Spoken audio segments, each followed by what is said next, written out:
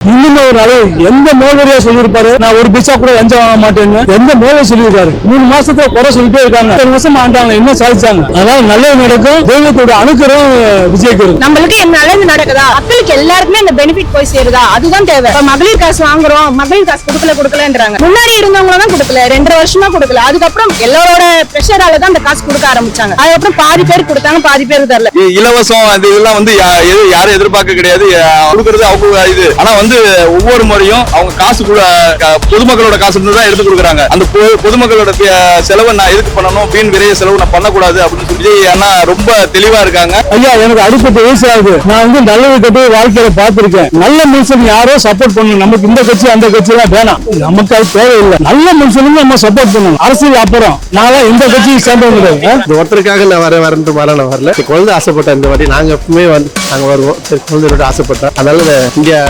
டிஷர்ட்டோட வந்திருக்கோம். எல்லா சிஎம் ஏற்றுதா தானே இது. இந்த வாட்டி இவர் ஏற்றாரு, அடுத்த சிஎம் வரவங்களும் ஏற்றுப்படுறாங்க. அவ்வளவுதான். இவர் ஏற்றுனால நான் ஒண்ணுதான் சொல்ல, நான் சுத்தமா சொல்ல. எடப்பாடி ஏற்றிருக்காரு, ஜெயலலிதா ஏற்றிருக்காங்க, கலைஞர் ஏற்றிருக்காங்க, அண்ணா ஏற்றிருக்காரு. எந்த முதல்வரும் ஒரு பிசா கூட லஞ்சம் வாங்க மாட்டான்னு சொல்ல ஒரே முதல்வர் இவர் தான், விஜய் தான். இது வரைக்கும் 3 மாதம் ஆட்சி நல்லபடியா இருந்திருக்காரு. இன்னும் 40 எம்பி சீட்டு அவர் தான் வருவார். மக்களோட கடிப்பு. எந்த கூட்டணினாலும் யாராலும் முடியாது. தனிச்சு நின்றாலும் வருவாரு, கூட்டணி நின்றாலும் வருவார். 3 மாசத்திலேயே அவர் எவ்வளவு நல்லது செஞ்சிருக்காரு என்னன்னு தெரியும். மக்கள் மீடியாவில் எப்படி பேசலாம் கொள்ளலாம். மக்களுக்கு எல்லாத்தையும் மக்களை பூரா முட்டாள் நினைச்சிருக்காங்க. காசு வாங்கிட்டு விஜய்க்கு ஓட்டு போட்டிருக்காங்க. மக்கள் மாற்றத்தை விரும்புறாங்க. எனக்கு 33 வயசு ஆகுது. இன்ன வரைக்கும் நான் கொடியேற்ற வந்ததும் இல்ல, பார்க்கவும். ஆனா இந்த வாட்டி விஜய் அண்ணனுக்காகவே வரணும், பார்க்கணும்னு சொல்லி வந்தேன். ஃபர்ஸ்ட் வந்தோடனே என்னால பார்க்க முடியல, அவங்கள கார்ல போயிட்டாங்க. வரும்போது எதிர்பார்க்கவே இல்ல, அன்எக்ஸ்பெக்ட் தான். வந்து நடந்து வந்தாங்க, ஏதோ சந்தோஷம் தாங்க முடியல. அவங்கள பார்த்தது ரொம்ப சந்தோஷமா இருக்கு. இப்ப மாசா இருக்கு. என்ன சொல்றாங்கன்னா இல்ல, எங்க வீட்டுல தண்டர்பேட்ல எல்லாம் எங்க ஏரியால வந்து எங்க பாரு அவங்க விஜய் வந்து சொன்னது, அதாவது 6 சிலிண்டர் தரேன்னு சொன்னது, மத்தபடி 2500 ரூபாய் காசு தரேன்னு சொன்னது, இதெல்லாம் எனக்கு வேண்டவே வேண்டாம், எதுவுமே எனக்கு வேண்டாம். விஜய் எனக்கு என் குடும்பத்தை மீட்டு கொடுத்திருக்காரு. இதை விட பெரிய ஒரு அதிசயம் என்ன இருக்குது? எனக்கு அதுவே போதும். என் குடும்பத்தை மீட்டு கொடுத்ததே போதும். நாட்டு நடப்பு அவங்கவுங்க சம்பாரிச்சு அவங்கவுங்க செலவுக்கு தேவையானது எல்லாமே அவங்களே பாத்துப்பாங்க. ஆனா வந்து இலவசம் இதெல்லாம் வந்து யாரும் எதிர்பார்க்க கிடையாது, கொடுக்கறது அவங்க இது. ஆனா வந்து ஒவ்வொரு முறையும் அவங்க காசு பொதுமக்களோட காசு தான் எடுத்து கொடுக்குறாங்க. அந்த பொதுமக்களோட செலவை நான் எதுக்கு பண்ணணும், வீண் விரைய செலவு நான் பண்ணக்கூடாது அப்படின்னு சொல்லி ஆனா ரொம்ப தெளிவா இருக்காங்க.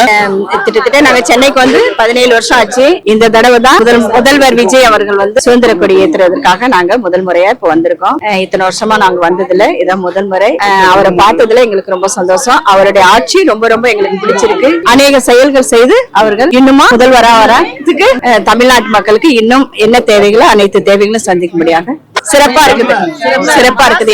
எல்லாமே நல்லா இருக்கு. மாற்றத்தை விரும்பி மாற்றத்தை போட்டிருக்காங்க. இன்னும் ஒரு நாள் எந்த மோதலையா சொல்லியிருப்பாரு, நான் ஒரு பைசா கூட லஞ்சம் வாங்க மாட்டேன்னு எந்த மோதலை சொல்லியிருக்காரு. 3 மாசத்துல குறை சொல்லிட்டே இருக்காங்க. 2 வருஷம் ஆண்டாங்க, என்ன சாதிச்சாங்க? அதனால நல்லது நடக்கும். தெய்வத்தோட அனுக்கிறம் விஜய்க்கு இருக்கும். கடவுளோட அனுக்கிறம் இருக்கும். பயப்படுறாங்க.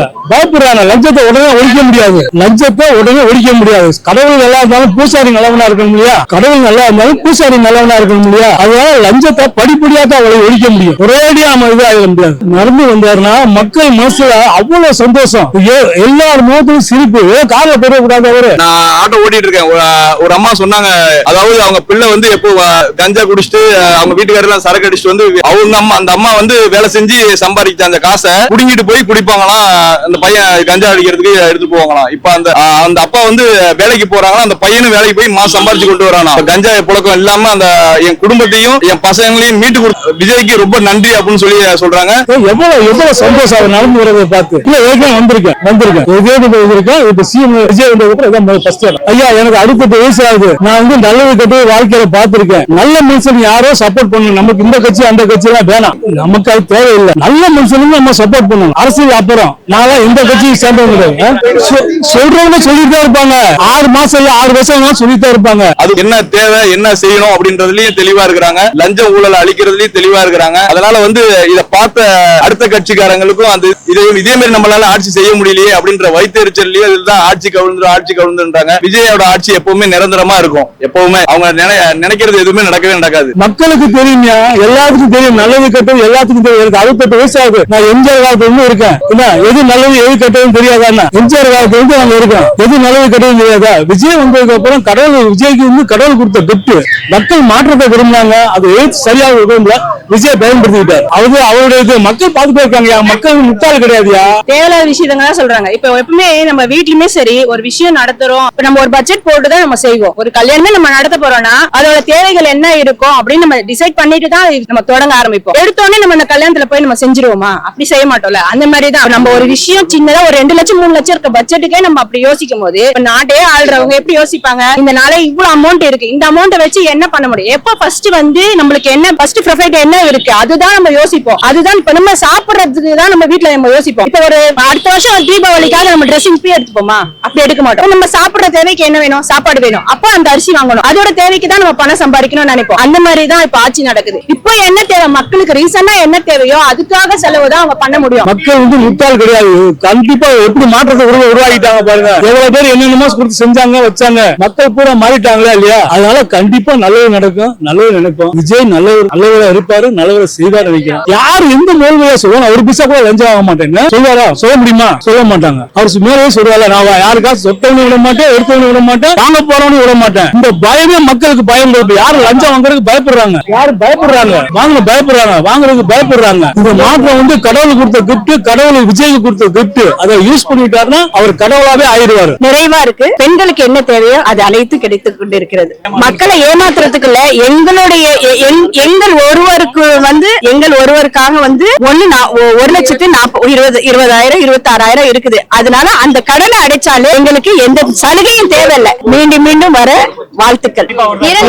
நிரந்தர முதல்வராக வர வேண்டும். சரி, எம்ஜிஆரை விட டபுள் பங்கா தான் இருக்கிறார். எப்பயோ அந்த 2,500 ரூபாய் கொடுக்கறாங்க, கொடுத்தாலும் நம்ம செலவு பண்ணதான் போறோம். கொடுக்காட்டினா நம்மளுக்கு என்ன நல்லது நடக்குதா? மக்களுக்கு எல்லாருக்குமே அந்த பெனிஃபிட் போய் சேருதா? அதுதான் தேவை. மகளிர் காசு வாங்குறோம், மகளிர் காசு கொடுக்கலன்றாங்க. முன்னாடி இருந்தவங்க தான் கொடுக்கல, 2.5 வருஷமா கொடுக்கல. அதுக்கப்புறம் எல்லாரோட பிரஷரால தான் அந்த காசு கொடுக்க ஆரம்பிச்சாங்க. அதுக்கப்புறம் பாதி பேர் கொடுத்தாங்க, பாதி பேர் தரல. லாஸ்ட்ல ஆட்சி முடியும் போது என்ன பண்ணாங்க? எல்லாருக்குமே எந்த ஒரு இதுமே பார்க்கல, எல்லாருக்கும் சலுகை பார்க்காம எல்லாருக்கும் கொடுங்க இந்த காசு அப்படின்னு சொல்லி கொடுத்தாங்க. அந்த மாதிரி ஏன் கொடுக்கணும்? ஸ்டார்டிங்ல இருந்து அவங்க கொடுத்துருக்கலாம்ல. அப்ப அவங்க அந்த சிச்சுவேஷன் பார்த்துன்னு சொன்னாங்க, அமௌண்ட் இல்லைன்னாங்க. அதே மாதிரிதான் இப்பயும் அந்த 2,500 ரூபாய் கொடுக்கல, இது கொடுக்கல, அது கொடுக்கல. அதோட தேவைகள் என்ன தேவையோ, இன்னைக்கு என்ன வேணும், ஸ்பாட்டுக்கு என்ன வேணும், அதோட தேவைகளை நிறைவேற்றிட்டு தான் ஃபியூச்சரை யோசிக்கணும். அதை யோசிக்க மக்கள் எல்லாருமே. காசு கொடுக்கல பெஸ்ட். பெண்கள் பாதுகாப்பு பெஸ்டா தான் இருக்கு. யாரு இல்லைன்னா எங்க பாரு சிங்க பெண் பாரு அங்கங்க இருக்கிறாங்க, இங்க பாரு இருக்கிறாங்க, பாக்குறோம். பாதுகாப்பா தான் இருக்காங்க பிள்ளைங்க. இருந்தாலுமே நம்மளோட பாதுகாப்புன்னு ஒண்ணு இருக்குல்ல. நம்ம பொம்பளை பிள்ளை பெற்றிருக்கோம்னா நம்மளோட பாதுகாப்புல அந்த பிள்ளைங்க இருக்கணும். எல்லா டைமும் அவங்கதான் வருவாங்கன்ட்டு கிடையாது. இப்ப நம்ம போறோம்னா நம்ம பிள்ளைய நம்ம கை பிடிச்சு கூட்டு போகணும். நீ போ,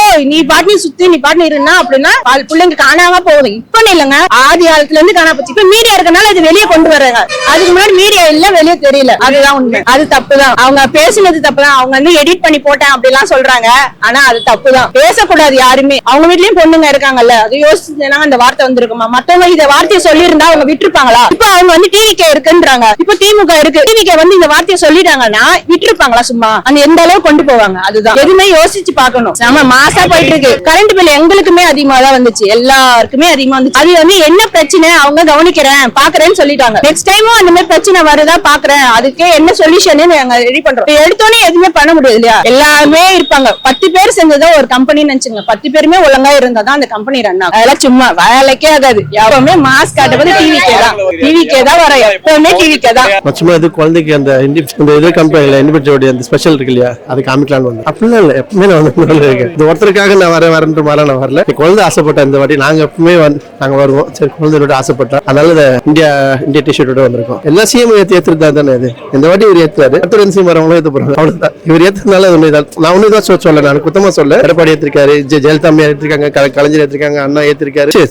சார் அண்ணான்ட்ட அது கலைஞர் ஏத்திருக்காரு, எல்லாம் இருக்காங்க. இவரும் அது அதுல ஒண்ணு. அவ்வளவுதான். நார்மலா யாரும் வரல. அதான் ஏற்கனவே அது சொல்றது பண்ணியாச்சு இல்ல.